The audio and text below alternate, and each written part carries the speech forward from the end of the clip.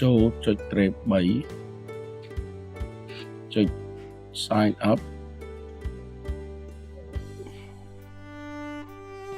ជ្រើសរើសភាសានិងប្រទេស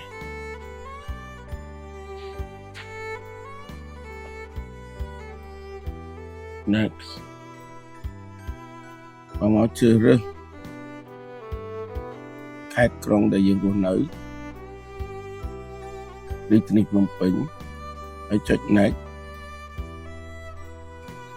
ចូលលេខទូរស័ព្ទដែលអ្នកប្រើប្រាស់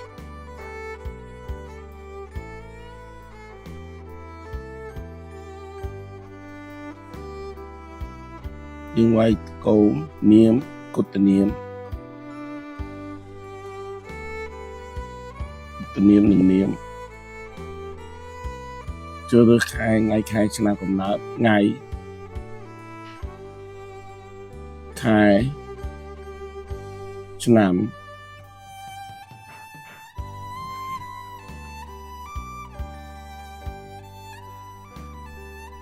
ភេទដែលយើង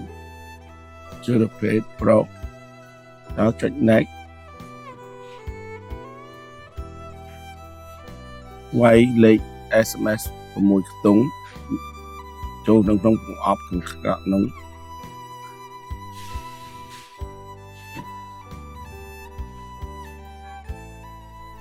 បានមកយើងចុច Submit បង្កើតលេខសម្ងាត់4ខ្ទង់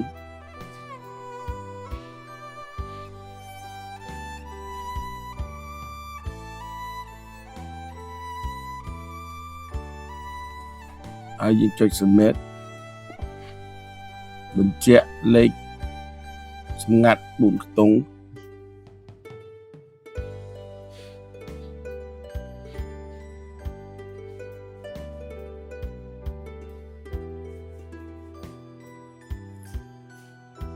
ណា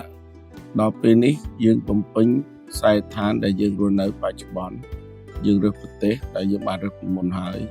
យើងរើសខេត្តក្រុងបាទយើងរើសពីមុនហើយបានមកយើងរើសសង្កាត់ឬខណ្ឌដែលយើងរស់នៅយើងចុច Next យើងរើសឃុំឬសង្កាត់បើយើងអត់មានយើងអាចចុច Skip យើងចុច Next ឬជាភូមិ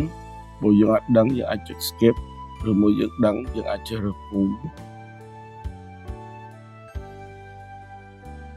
យើងចុច Next បើមកយើងវាយលេខផ្ទះលេខផ្លូវ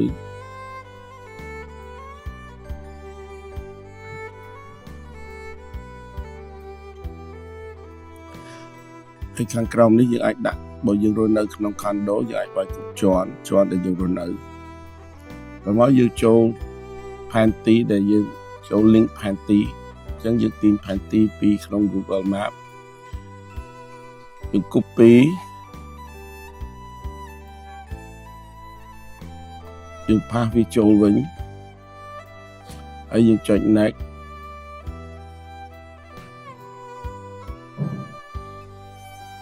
បាទពេលដែលយើងឃើញផ្ទាំងចុងក្រោយនេះយើងបានបង្កើតករណីប្រើប្រាស់បានជោគជ័យ